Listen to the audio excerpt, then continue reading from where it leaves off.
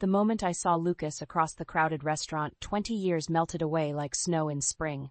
My heart raced, palms sweaty as I gripped my wine glass. I shouldn't have come.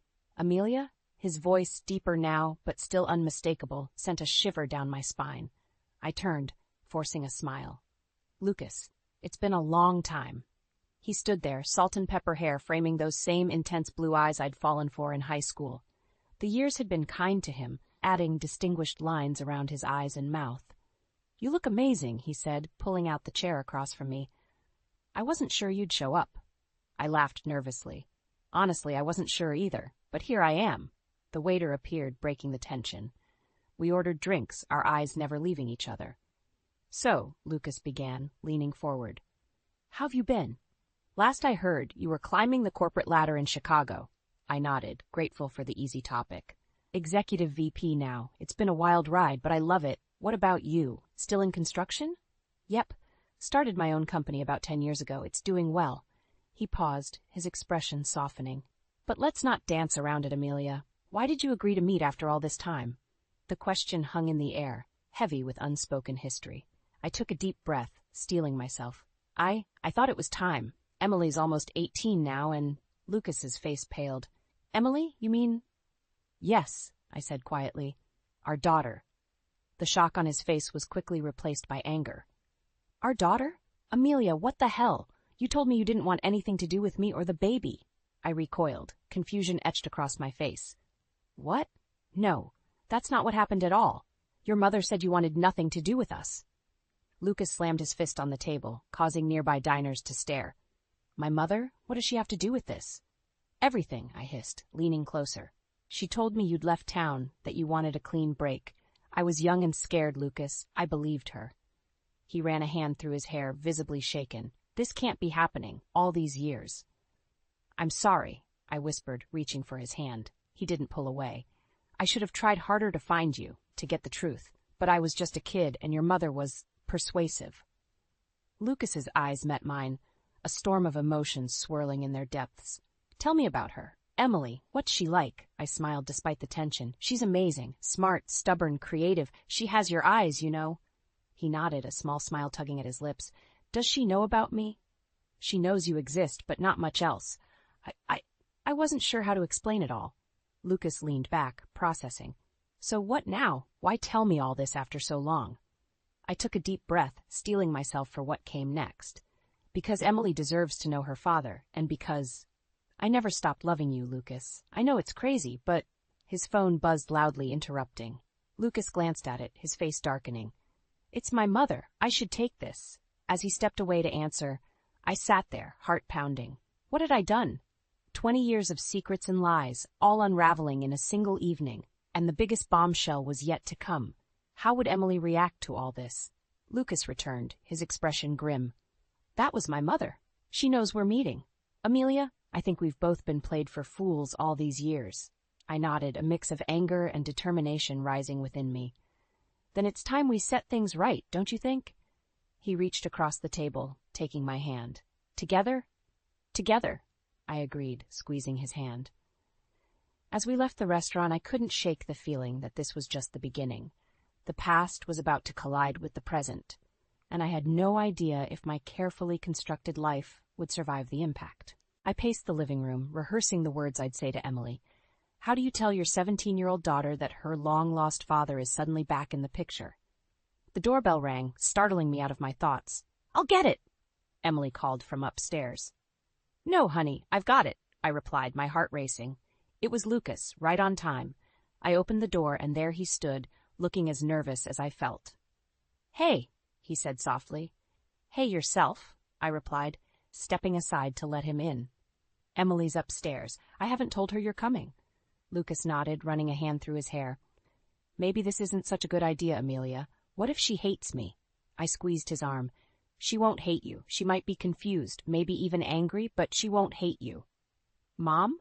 Emily's voice drifted down the stairs. "Who's here?" I took a deep breath. "Emily, can you come down? There's someone I'd like you to meet." Emily appeared at the top of the stairs, her eyes widening as she saw Lucas. She looked from him to me, confusion etched on her face. "What's going on?" "Sweetheart," I began, my voice shaking slightly. This is Lucas. He's your father." The silence that followed was deafening. Emily stood frozen, her knuckles white as she gripped the banister. "Hi, Emily," Lucas said softly. "I know this is a shock, and I'm so sorry for not being in your life until now." Emily's eyes flashed with anger. "Sorry? You're sorry?"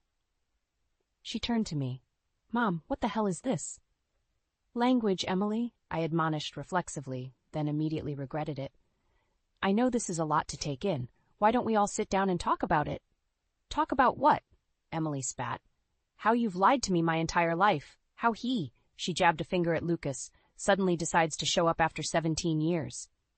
"It's not like that," Lucas started, but Emily cut him off. "I don't want to hear it," she said, turning on her heel and storming back upstairs. Her bedroom door slammed shut, the sound echoing through the house.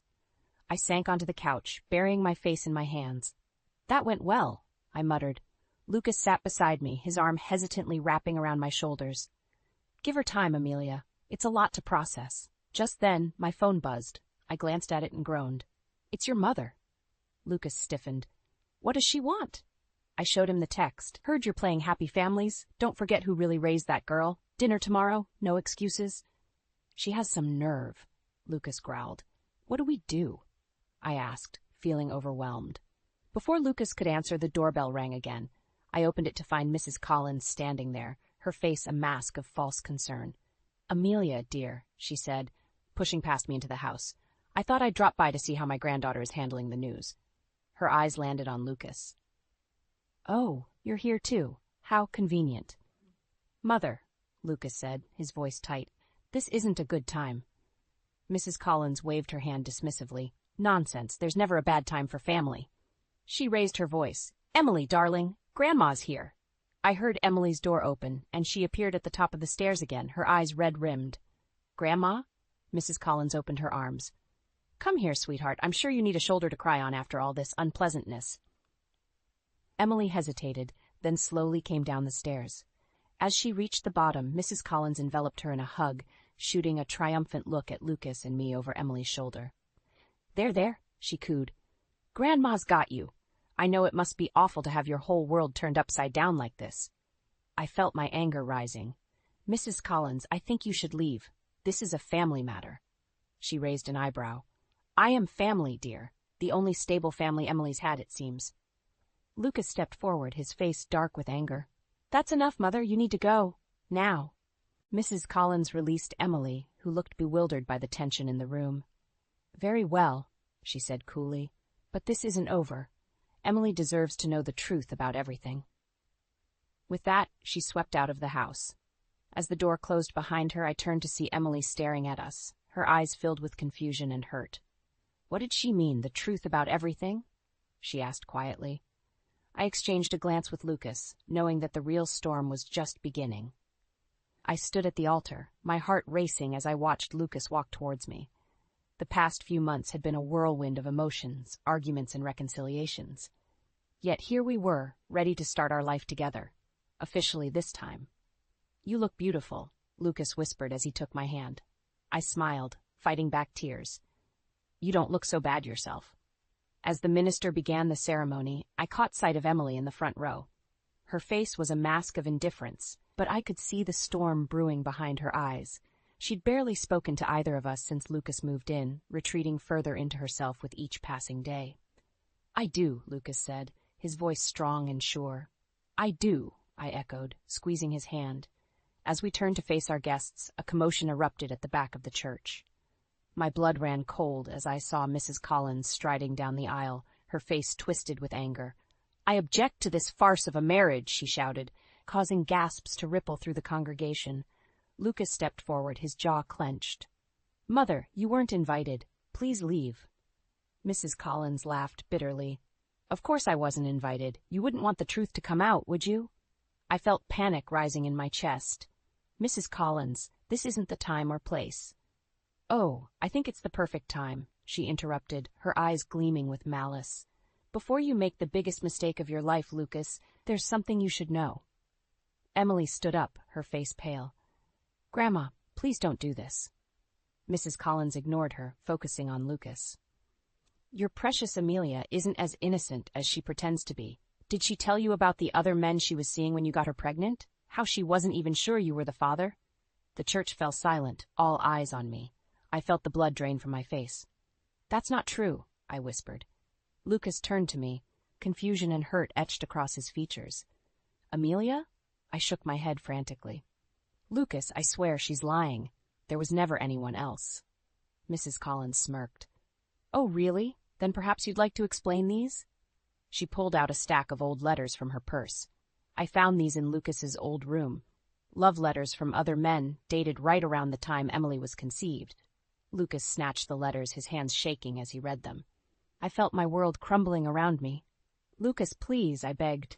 I don't know where those came from, but they're not mine. You have to believe me. He looked up at me, his eyes filled with pain and betrayal. I don't know what to believe anymore. Emily suddenly spoke up, her voice trembling. Those aren't Mom's letters. We all turned to look at her. She was standing now, fists clenched at her sides. What do you mean, sweetheart? Mrs. Collins asked, her voice sickly sweet. Emily took a deep breath. I found those letters in your study last week, Grandma. They're forgeries. I saw the receipts from the vintage paper store and the handwriting expert you hired. A collective gasp went through the church. Mrs. Collins' face drained of color.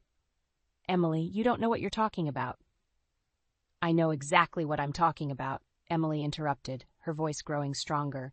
You've been trying to keep them apart for years. You lied to both of them back then, and you're lying now. Lucas turned to his mother, his expression hardening. Is this true? Mrs. Collins sputtered, looking around wildly. I was only trying to protect you, Lucas. She wasn't good enough for you then, and she isn't now. Get out, Lucas said, his voice low and dangerous. Get out of this church, and get out of our lives, for good this time. As the ushers escorted a protesting Mrs. Collins out, I turned to Emily, tears in my eyes. Thank you, I whispered. She nodded, a small smile tugging at her lips. I may not be happy about all this, but you're still my mom, and he's my dad. We should at least try to be a family. Lucas wrapped an arm around each of us, pulling us close. I couldn't agree more, he said softly. As we stood there, the three of us together for the first time, I realized that this was just the beginning of our journey. We had a lot of healing to do, a lot of trust to rebuild, but for the first time in years, I felt hope blossoming in my chest. We were a family, flaws and all, and we'd face whatever came next together. The shrill ring of my phone jolted me awake. I fumbled for it in the dark, my heart racing as I saw Janet's name on the screen. Janet? What's wrong? I asked, my voice thick with sleep. Amelia, it's Tom, Janet's husband's voice came through, choked with emotion. Janet, she's gone. Heart attack. I didn't know who else to call. The world seemed to tilt on its axis. Janet, my best friend since college, my rock through every crisis, gone? It couldn't be true. I'll be right there, I managed to say before hanging up. Lucas stirred beside me. Amelia? What's happening? I turned to him, tears already streaming down my face. Janet's dead. Heart attack. I have to go. He sat up, pulling me into his arms. I'll come with you. The drive to Janet's house was a blur. When we arrived, the sight of the ambulance in the driveway made it all too real. Tom met us at the door, his face ashen. She's gone, he whispered, collapsing into my arms. The next few hours passed in a haze of grief and disbelief. As dawn broke, I found myself sitting on Janet's back porch, as clutching a mug of cold coffee. Mom? Emily's voice startled me. I hadn't even realized Lucas had gone to pick her up. Oh, sweetie, I said, opening my arms. She hesitated for a moment before stepping into my embrace. I'm so sorry about Aunt Janet, she murmured. I held her tightly, grateful for this moment of connection amidst the chaos. Thank you, honey. I know you loved her too. As Emily pulled away, I saw Lucas watching us from the doorway, his face etched with concern. I knew he felt helpless, unsure how to comfort us in our grief. The days that followed were a whirlwind of funeral arrangements and condolence calls. I threw myself into helping Tom, grateful for the distraction from my own pain. But as the day of the funeral dawned, the reality of Janet's absence hit me anew. Standing at the podium to deliver the eulogy, I looked out at the sea of faces.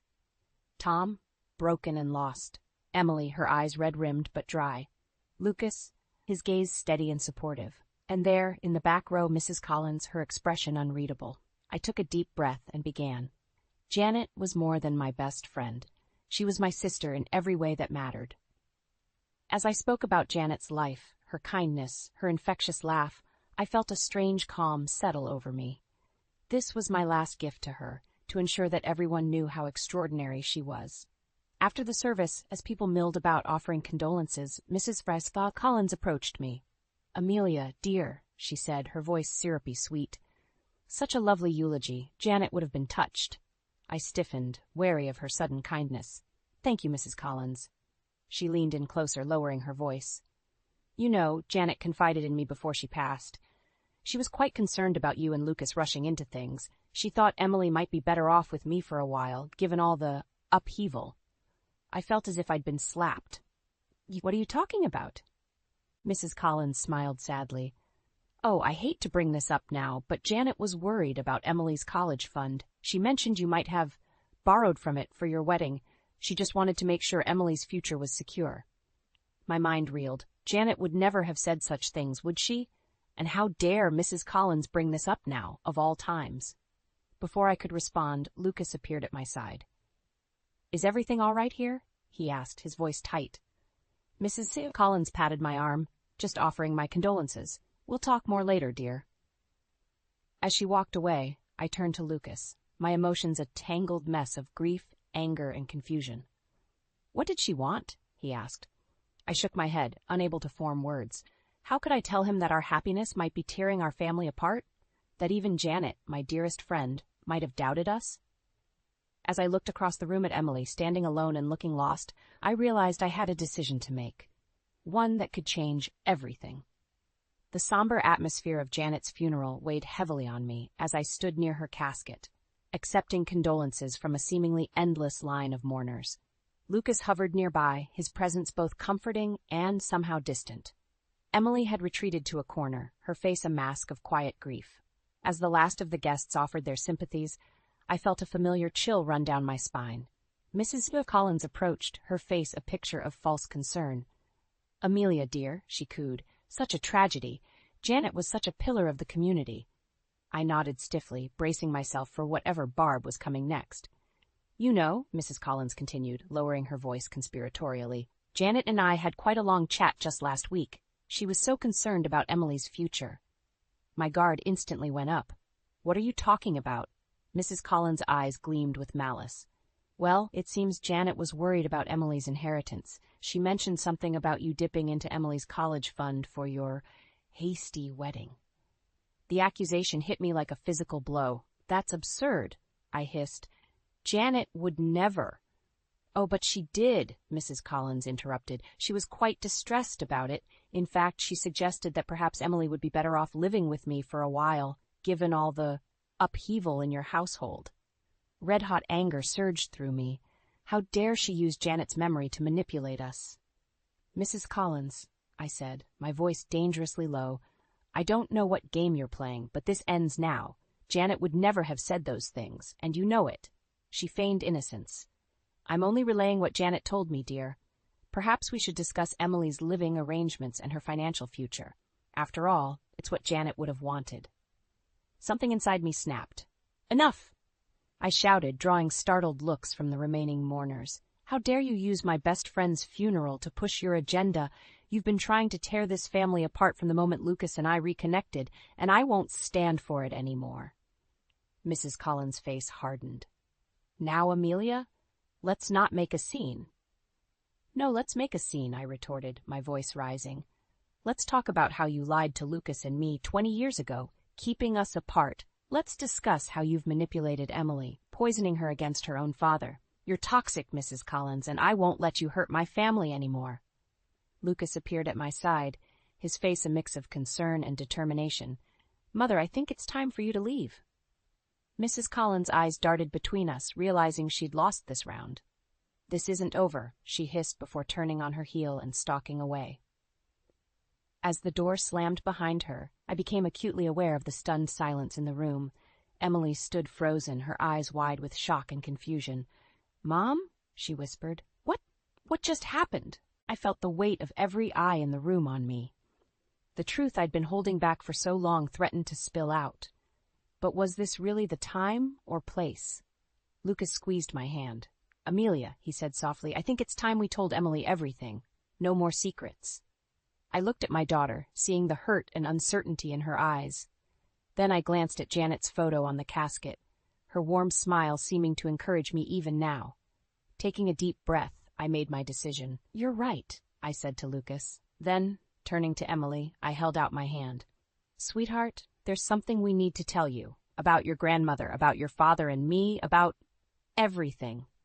Emily hesitated for a moment before taking my hand. As we moved to a quiet corner of the room, I knew that whatever came next would change our family forever. But with Janet's memory to guide me and Lucas by my side, I was finally ready to face the truth, and whatever consequences came with it. The days following Janet's funeral blurred together in a haze of grief and tension. Emily had retreated further into herself after our revelation, barely speaking to Lucas or me. I felt like I was walking on eggshells in my own home, the weight of unspoken words crushing us all. It was a crisp Saturday morning when everything came to a head. I was in the kitchen, mindlessly stirring a cup of coffee when Lucas burst through the door, his face ashen. "Amelia, we need to talk. Now." The urgency in his voice sent chills down my spine. "What's wrong?" He thrust a stack of papers onto the counter. "I found these in my mother's study. She's been lying to us for years." My hands shook as I picked up the documents, forged letters, manipulated bank statements, even a fake paternity test, all designed to keep Lucas and me apart, to make him believe I wanted nothing to do with him or our unborn child. "Oh my God," I whispered, feeling sick to my stomach. "Lucas, I had no idea." "I know," he cut me off, his voice tight with anger. "But that's not all. Look at the last page." I flipped to the final document, my eyes widening in horror. It was a petition for guardianship of Emily, filed by Mrs. Collins just days ago. "She's trying to take our daughter," I breathed, panic rising in my chest. Before Lucas could respond, the front door slammed open. Mrs. Collins strode in, flanked by two stern-looking men in suits. "I'm sorry it's come to this," she said, her voice dripping with false sympathy. "But it's clear that Emily needs a stable home environment." I stepped forward, fury coursing through my veins. "How dare you? After everything you've done, you think you have any right to our daughter?" Mrs. Collins smiled coldly. "I have every right. I've been more of a parent to her than either of you. And now, with all the upheaval in your lives, it's time for Emily to come live with me permanently."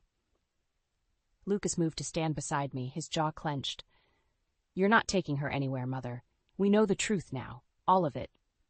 For a moment, I saw a flicker of uncertainty in Mrs. Collins' eyes, but she quickly recovered, her mask of superiority firmly back in place. "Truth? What truth? All I see are two selfish adults who've turned that poor girl's life upside down. Emily needs stability, structure, something you clearly can't provide." As if on cue, Emily appeared at the top of the stairs, her eyes wide with fear and confusion. "What's going on?" Mrs. Collins turned to her, arms outstretched. "Emily, darling, come down. It's time to go home with Grandma." I felt my world tilting on its axis. This couldn't be happening. We couldn't lose Emily. Not now, not after everything we'd been through. "Emily, please," I pleaded, my voice breaking. "Don't listen to her. We love you. We want you here with us." Emily hesitated, her gaze darting between us and her grandmother. The tension in the room was palpable, every second stretching into an eternity. Suddenly, Lucas stepped forward, his voice steady and determined. "Mother, this ends now. You've manipulated and lied to all of us for far too long. I won't let you tear this family apart anymore." Mrs. Collins' face contorted with rage. "You ungrateful boy. After everything I've done for you." "Everything you've done?" I exploded, unable to contain my anger any longer. "You mean like keeping Lucas from his child for 18 years? Poisoning Emily against us? Trying to steal our daughter?" The room fell silent, all eyes on Mrs. Collins. For the first time, I saw a crack in her carefully constructed facade. She looked scared. "I was only trying to protect my family," she stammered. "No," Lucas said firmly. "You were trying to control us, and it stops now." As we stood there, the air thick with tension, I realized we'd reached a turning point. Whatever happened next would define our family forever. I looked at Emily, still frozen on the stairs, her eyes filled with a mix of fear and dawning understanding. In that moment, I knew what I had to do. Taking a deep breath, I stepped towards Mrs. Collins, my voice low and dangerous. "Get out of our house, now, And if you ever try to come between us and our daughter again, I swear I'll—" The silence that followed my outburst was deafening. Mrs. Collins stood frozen, her face a mask of shock and disbelief. Lucas placed a steadying hand on my shoulder, his touch grounding me in the storm of emotions. "Mother," Lucas said, his voice low and controlled, "I think it's time for you to leave." Mrs. Collins' eyes darted between us, desperation creeping into her expression. "Lucas, surely you can't believe these lies. Everything I've done has been for you, for our family." I felt Lucas tense beside me. This was the moment of truth, the crossroads where he'd have to choose between the mother who raised him and the family he'd just found. "No, Mother," he said firmly. "Everything you've done has been for yourself. You've lied, manipulated, and hurt us all. I won't let you do it anymore." Relief washed over me, but it was short-lived. A strangled sob from the stairs reminded us that Emily was still there, witnessing everything. "Emily, sweetheart," I began, taking a step towards her. But before I could reach her, Mrs. Collins made her final, desperate move. She lunged forward, grabbing Emily's arm. "Come with me, darling. I'll protect you from these people who've done nothing but lie to you." Emily's eyes widened in fear, and I saw red.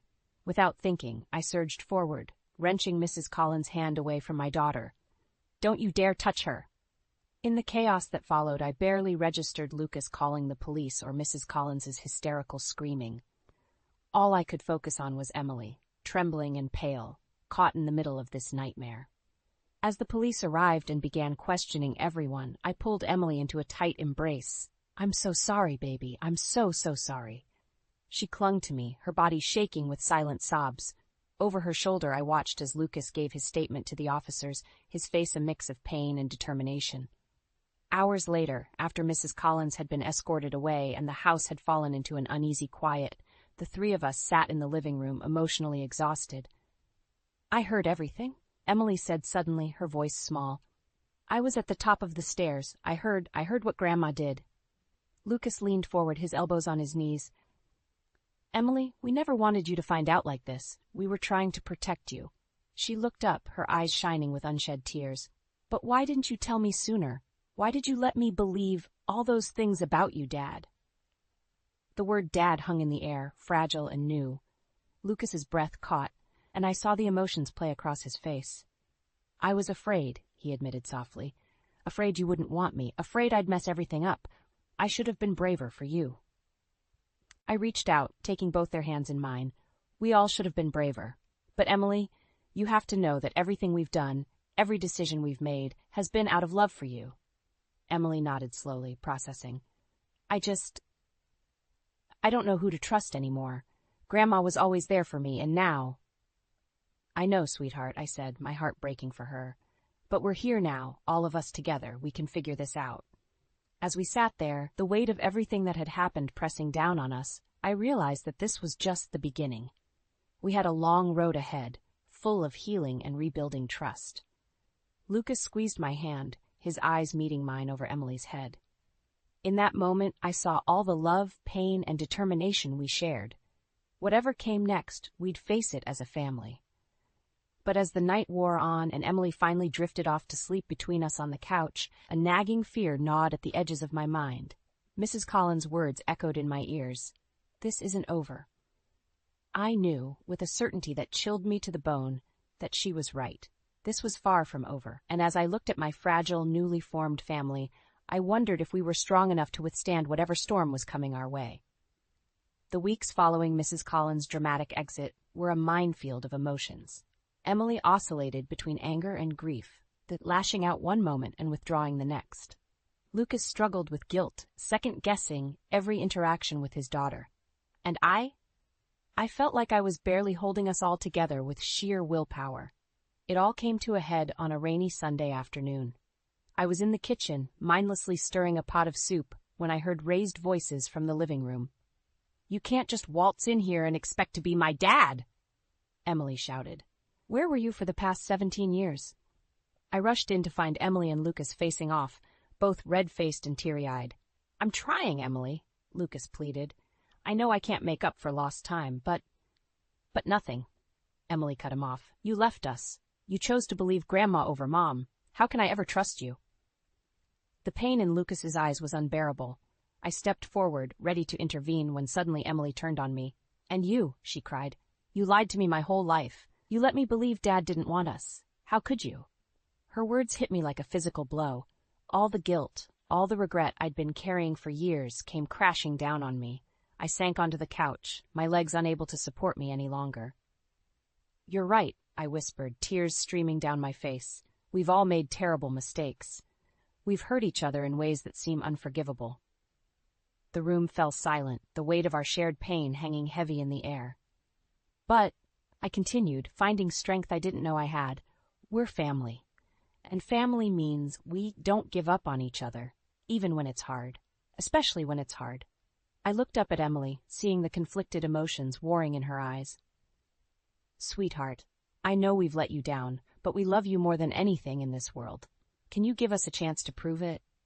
Emily's lower lip trembled, and for a moment I saw the little girl she used to be, scared, vulnerable, desperate for love and security. Lucas knelt beside her, his voice soft. "Emily, I know I can never make up for the years I missed, but if you'll let me, I want to spend the rest of my life trying to be the father you deserve." The tension in the room was palpable as we waited for Emily's response. Finally, she spoke, her voice barely above a whisper. "I'm scared," she admitted. What if we try and it all falls apart again?" I moved to her other side, forming a protective circle around her. "Then we'll pick up the pieces and try again. That's what families do." Emily looked from me to Lucas and back again. Then slowly she nodded. "Okay," she said. "Okay, let's try." The relief that washed over me was indescribable. We weren't magically healed. There was still so much to work through. But we'd taken the first step. As we sat there holding each other and letting the tears flow freely, I felt something shift inside me. The fear and uncertainty that had been my constant companions for so long began to fade, replaced by a cautious hope. Later that night, as Lucas and I lay in bed, emotionally exhausted but oddly at peace, he turned to me. "Amelia," he said softly, "I know we've been through hell, but I want you to know. I'd do it all again if it meant ending up here, with you and Emily." I felt tears prick my eyes again, but this time they were tears of joy. "I love you," I whispered, kissing him softly. As I drifted off to sleep, I thought about the long road ahead of us.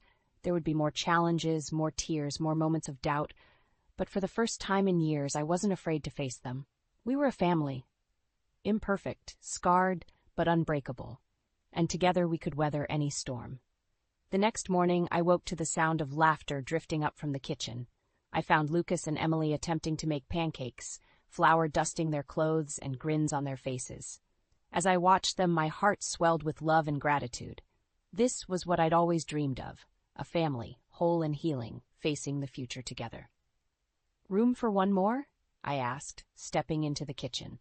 Emily looked up, her smile bright and genuine. "Always, Mom, always."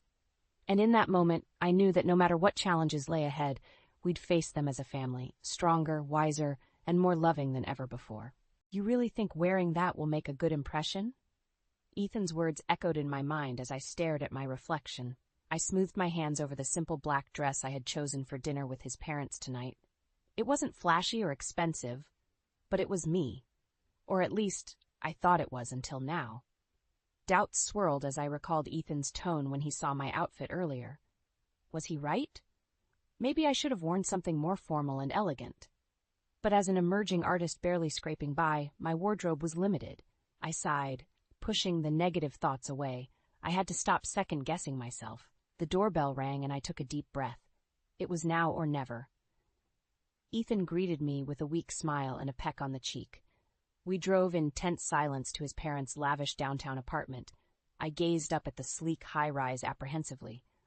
"Don't worry, you look great," Ethan finally said, though his voice lacked conviction. My doubts returned, but before I could respond, we were stepping into the cold marble foyer. The sound of my modest heels echoed loudly. "Ethan, so good of you to come," a tall, imposing man greeted us, Ethan's father, Harold. His eyes moved to me, looking me up and down critically. "And you must be. Marina, is it?" I nodded, extending my hand. He shook it limply before turning away. Come in. Dinner's just being served." The expansive apartment was impeccably decorated, with artwork adorning the walls and luxurious furnishings throughout. I sat awkwardly at the large dining table across from Ethan and his parents. An ornate chandelier hung above us. "So, Marina, Ethan tells me you're an artist?" Harold asked after the salad course was served. "Yes, I'm focused on mixed media collage," I replied. Harold raised his eyebrows. "Mixed media collage? Can't say I'm familiar with that particular medium." "Oh, it involves incorporating various materials like papers, fabrics, natural objects." My voice trailed off under his skeptical gaze. An uncomfortable silence descended on the table. "Well, I'm sure it's very avant-garde," Harold finally said dismissively. "But you must realize very few artists actually make a living from such endeavors, right?" I stared down at my plate, my cheeks burning. Where was Ethan in all this? Why wasn't he defending me? I snuck a glance at him, but he seemed completely oblivious, consumed with his food.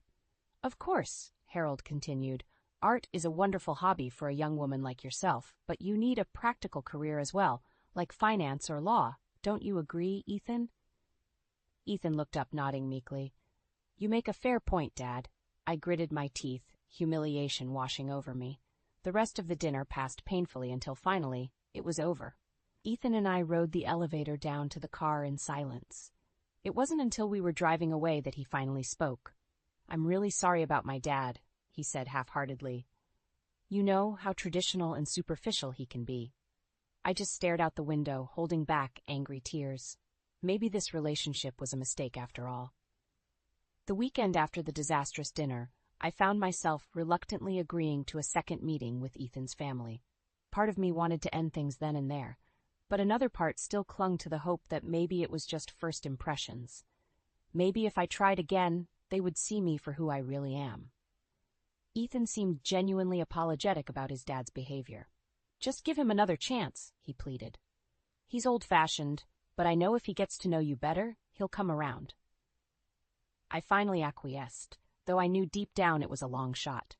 Harold and the rest of Ethan's family cared about one thing only: status. Still, I had to try for Ethan's sake. I decided to meet with my mentor Louise beforehand, hoping she could provide some encouragement. She was the one who had first encouraged me to pursue art, even when others said it was impractical. "This boy should be standing up for you," Louise said as we sipped tea in her cozy kitchen. "If he doesn't appreciate who you are, then he's not worth it." Her words resonated with me. I had compromised myself too much for Ethan, dimming my light to avoid outshining his inferiority complex. His weakness revealed the hollowness at the core of his ostentatious family. Their lives were dictated by petty hierarchies and prejudices. I left Louise's house with newfound clarity and a bold idea. I decided I would wear one of her pieces, an exquisite jacket made of paper, cardboard, and fabric scraps, to the family dinner.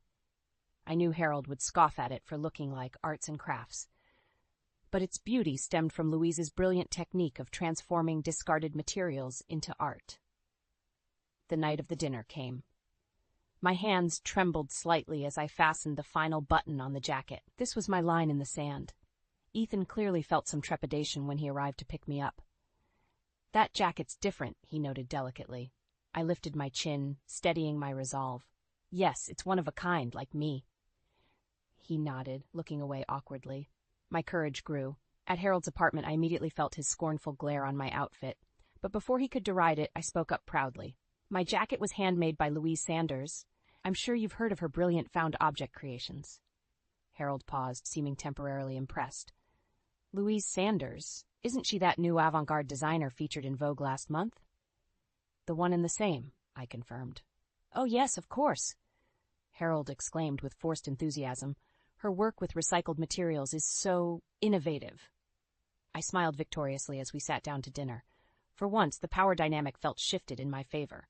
Ethan kept grinning at me appreciatively throughout the meal, but Harold's superficiality shone through once again as he remarked, "You know, Marina, with Louise Sanders' pieces skyrocketing in value, you really should consider auctioning off that jacket. I'm sure you could make a tidy sum. You clearly have a good eye for fashion." I nearly choked on my wine. Even now, he could only see the monetary value of art and creativity. Louise and I were vessels for him to increase his fortune and prestige. The rest of the dinner passed in a blur. When Ethan dropped me home, I felt nothing but disdain roiling inside me. The time had come for me to stand up and walk away from this toxic, vacuous family. After the second disastrous dinner with Ethan's family, I found myself at a crossroads.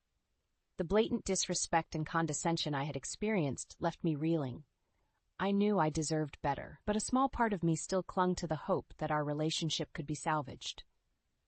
Ethan kept apologizing and begging me for another chance. "It will be different this time, I promise," he pleaded. "Just give them one more chance to get to know the real you." I was reluctant. The first 2 meetings had gone terribly, leaving me feeling belittled and small. But maybe I owed it to Ethan to try one last time before walking away for good. Before agreeing to anything, I met with my mentor Louise again, seeking her wisdom. She listened thoughtfully as I recounted the details of that night: Harold's dismissiveness towards my career, the passive aggression masked as superficial compliments. Louise shook her head, a hint of anger in her eyes. "This whole family sounds toxic, Marina. Sometimes you have to know when enough is enough." I knew she was right. I had compromised myself time and again to appease their egos. I deserved to be with someone who valued me for who I was. Still, there was a tiny part of me that hoped Ethan would finally stand up for me if I gave him this one last chance. I decided to agree to a final dinner, but I would do it on my own terms this time. No more diminishing myself for their comfort. When Ethan arrived to pick me up, I wore an even bolder outfit, adorned with pieces from several emerging designers. I could see the surprise in Ethan's eyes, but he said nothing as we drove to meet his parents. At dinner, Harold's eyes lingered on my clothes with unveiled disdain. Before he could make a snide remark, I spoke up. "I'm wearing some new designers, ones who are doing groundbreaking work experimenting with sustainable materials. Since you have such an interest in fashion, I thought you'd appreciate these conscious pieces." Harold's mouth snapped shut, unable to formulate a response. The rest of Ethan's family shifted uncomfortably. As dinner progressed, I continued speaking out passionately about my beliefs, challenging their superficial mindsets. With each word, I felt myself reclaiming my power. Ethan watched me with a stunned expression, like he was seeing me clearly for the first time. Finally, Harold sneered. "What's gotten into you tonight, Marina? This new attitude of yours is quite off-putting." I smiled calmly as I stood up from my seat.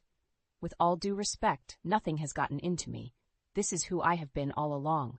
But instead of appreciating that, you have dismissed and belittled me at every turn. I see now that our values are simply incompatible. Ethan, I'm sorry, but we're over. I wish you and your family all the best." With that, I turned and walked away from that life forever, my head held high. I stepped out into the night feeling freer than I had in years. It was time for me to focus on people who would value me for who I was. This experience had given me the strength and clarity I needed to live authentically without compromising my integrity ever again. After walking out on Ethan and his family, I was filled with a new sense of purpose. The ultimate revenge would be showing them I could thrive without their approval or validation. I decided to put all my energy into an upcoming gallery showcase organized by my mentor Louise. She had curated an exhibit featuring work from young avant-garde artists like myself. It was the perfect opportunity to announce myself to the Chicago art scene. My centerpiece would be a mixed-media sculpture I had been working on for months, incorporating materials scavenged from thrift stores and garage sales. Each piece represented a fragmented memory from my relationship with Ethan. I wanted to transform that experience into impactful art. In the weeks leading up to the exhibit, I worked day and night on my sculpture. Using blue torches, power tools, and adhesives, I obsessively shaped wire, broken mirror shards, rusted metal, and tattered fabrics into an abstract human form. When the piece was finally complete, Louise came by my studio to see it. I watched nervously as she circled it, taking in every angle. Finally, she spoke.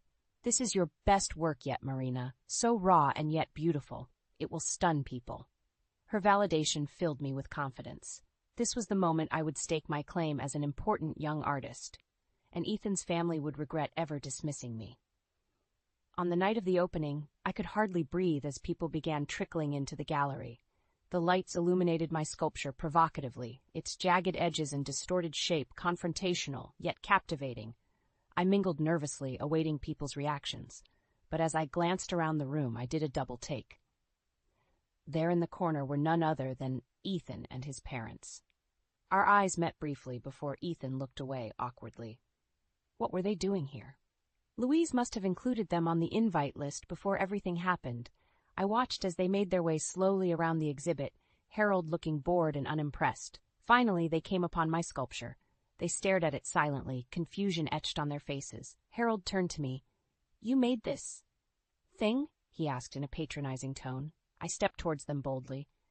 "Yes. This sculpture represents my personal journey over the past year, transforming pain into art." Harold snorted derisively. "Well, I can't say I understand it. A little too avant-garde for my taste." I stood tall, holding his gaze. "Maybe you're just not looking closely enough." Around us, other attendees began taking notice of the tense interaction. Voices murmured, "Isn't that Marina Caldwell, the artist?" Harold shifted uncomfortably under the attention. For once, I felt in control. This was my space, my world. I spoke loudly enough for everyone to hear. "If you'll excuse me, I should continue mingling. So glad you could make it to see my work." With that, I turned and rejoined the crowd, leaving them to reckon with a world they could neither understand nor control. My moment of retaliation was complete. In the weeks following the art gallery showcase, I thrilled in the glow of my newfound success. The local press had raved about my bold and confrontational sculpture. My piece was now in high demand, with offers coming in from collectors across the country. After years of struggling and doubting myself, I was finally being recognized on my own terms. And knowing that Ethan's arrogant family had borne witness to my talent blossoming made it all the sweeter. One morning, I arrived at my studio to find an ornate envelope waiting on my work table. The return address was Ethan's parents' downtown high-rise.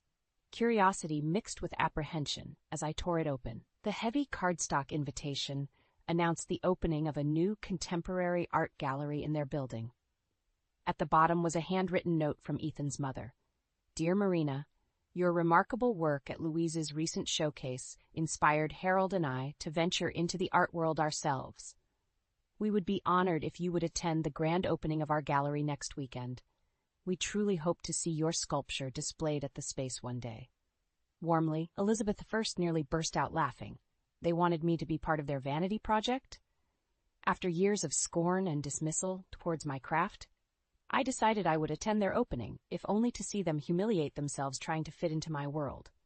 That Saturday, I dressed in an avant-garde, daring outfit and walked into their pristine gallery space. One glance confirmed it was exactly as I expected. All style over substance. Trendy, abstract paintings adorned the walls, clearly chosen by an overpriced consultant. Ethan's parents rushed towards me eagerly. "Marina, so delighted you could come," gushed Elizabeth. Harold grinned next to her. "We'd love to give you a tour of the space," he offered.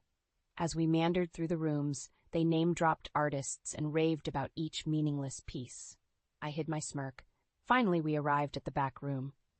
"We've saved the best for last," Elizabeth said. They stepped aside, revealing my sculpture prominently displayed. "We acquired this from Louise's gallery," Harold announced proudly. "It's the crown jewel of our collection." I froze, rage simmering through me. "You bought my piece?" I asked incredulously. "Well, we wanted to showcase the city's best emerging talent," Elizabeth trilled. My anger spilled over. "Talent which you did nothing but deride and dismiss for years," I shot back. "You don't get to buy your way into my world when it's convenient for you." I barged past their shocked faces and stormed out, refusing to let them taint my success for their vanity. My work was never for sale to the likes of them. The look on their faces was payment enough for me. In the aftermath of the disastrous art gallery opening, I refused to let Ethan's family intimidate me into submission. If anything, their brazen attempt to acquire my work had lit a fire in me. I was more determined than ever to call them out in a public, scathing act of defiance. Louise cautioned me to take the high road. "Their actions already reflect poorly on them," she said gently. "You don't need to stoop to their level." But my anger and hurt went deeper than logic. I decided to attend a prestigious charity benefit that I knew Ethan's family would be at. It was time for a very public reckoning. I wore a simple black sheath dress and an icy expression as I entered the ballroom, immediately spotting Ethan and his parents holding court. As we locked eyes, I noted nervousness in Harold's face, but I didn't plan to confront them directly. That would be too kind. During the program, a wealthy benefactor took the stage to announce a major donation. I recognized him from the newspaper, a real estate mogul who had ruthlessly bought up low-income housing and displaced families, all in the name of progress. When polite applause sounded, I stood up and booed loudly. Shocked faces turned to me.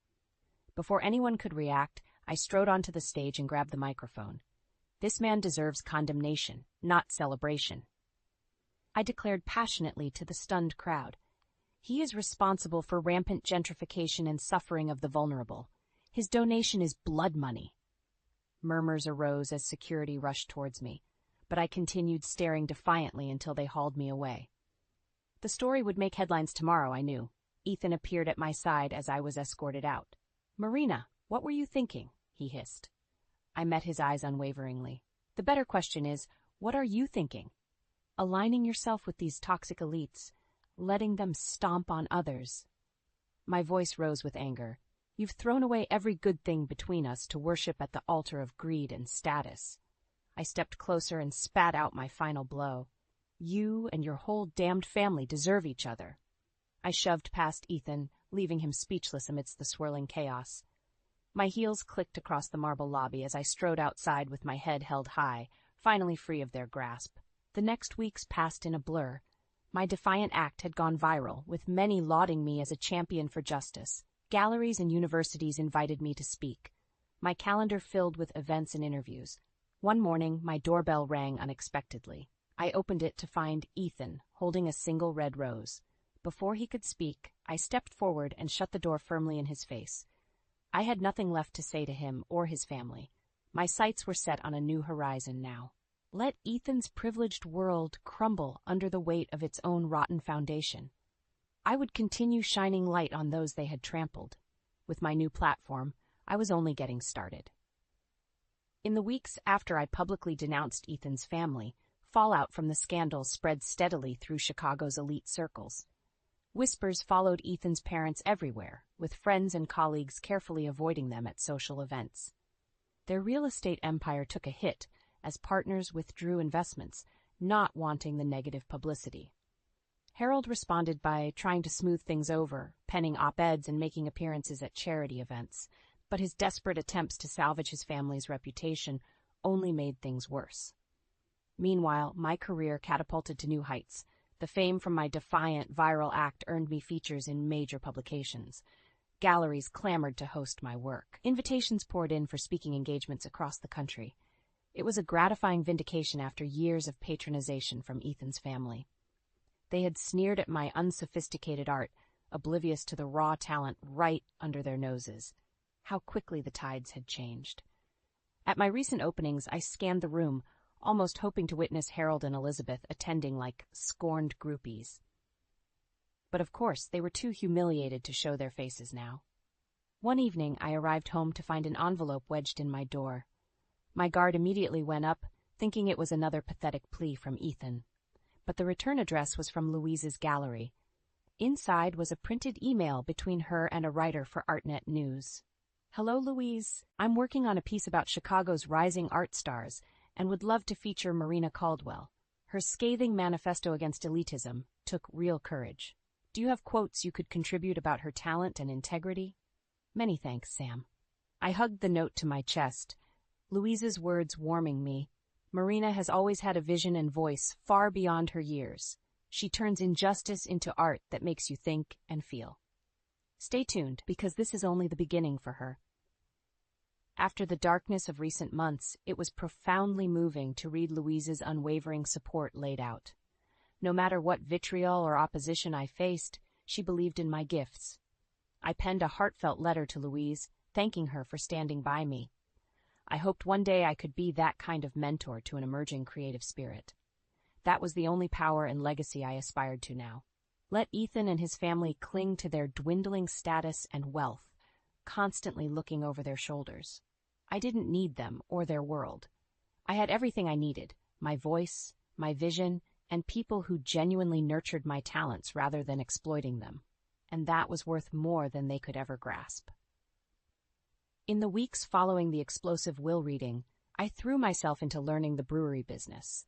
As Dad's handpicked successor, I needed to understand every aspect of the company now under my stewardship.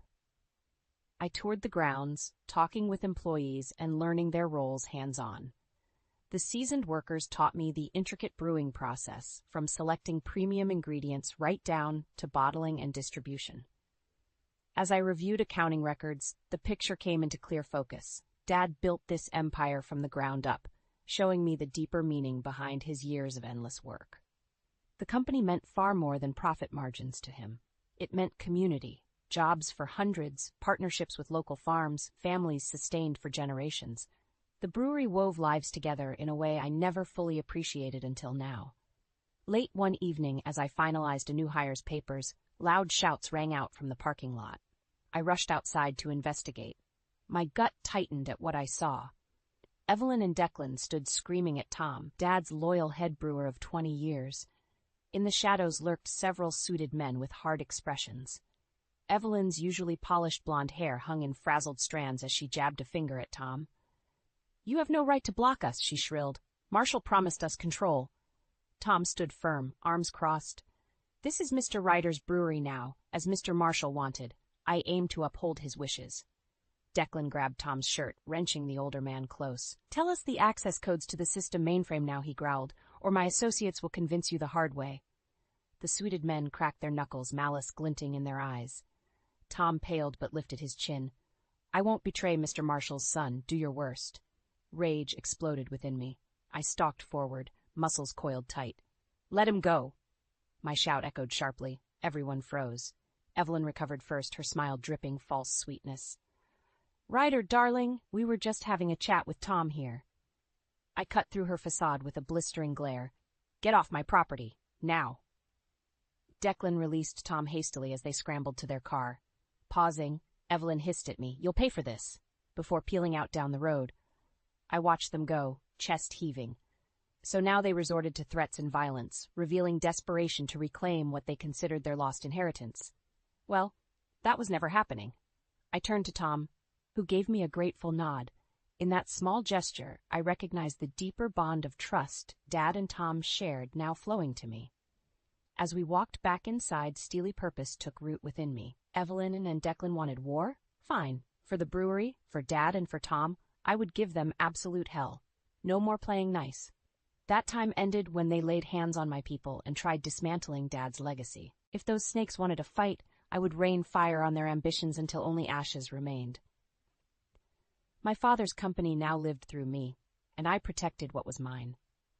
Years had passed since I walked away from Ethan and his toxic family. In that time, my career and self-confidence flourished beyond what I could have imagined. After publicly calling them out, doors opened for me to elevate other unheard voices through my art. Galleries and universities gave me platforms to share searing work exposing social injustice. My days filled with passion and purpose as I collaborated with inspiring minds. The fame and fortune were secondary. I treasured the connections most of all.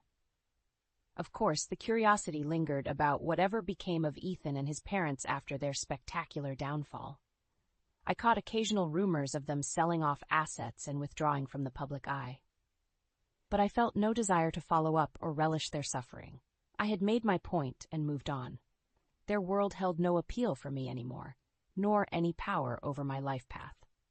One morning, an envelope arrived containing a wedding invitation from my friend Sophie. Another artist and outspoken spirit. I smiled, remembering late nights working together in my cramped studio, dreaming of the day our voices would be heard. That evening, I eagerly attended her show, first displaying the two of us as young hopefuls. Seeing our unjaded faces juxtaposed with who we had become was profoundly moving. Pride welled up in me for Sophie, and for my own growth. As I gazed at the photos, one figure standing sullenly in the corner caught my eye. Ethan. A part of our history together I had forgotten. Sophie noticed my stare and came over. "Ancient history," she said, squeezing my shoulder. I nodded, letting the past dissolve once more. At Sophie's wedding the next weekend, I toasted her and her husband, celebrating the power of love between partners who see each other fully. No pretense or jockeying for control, just joyful union. My own romantic life had seen ups and downs over the years. I endured some hard lessons on the path to knowing my worth. But I approached relationships now with wisdom to recognize truth and reciprocity. During the reception, Sophie's father Ron, a retired steelworker, approached me. "I'm so thankful Sophie had you as a friend starting out," he said gruffly. "You always valued her for who she really is." I squeezed his calloused hand, overcome with emotion. This was the only legacy I cared about, lifting up others so their light could shine. As a new day dawned, I awoke filled with gratitude for the hard-won lessons that shaped me. I had broken free from toxic expectations and found my voice. What lay ahead I didn't know, but I would meet it boldly, without compromise.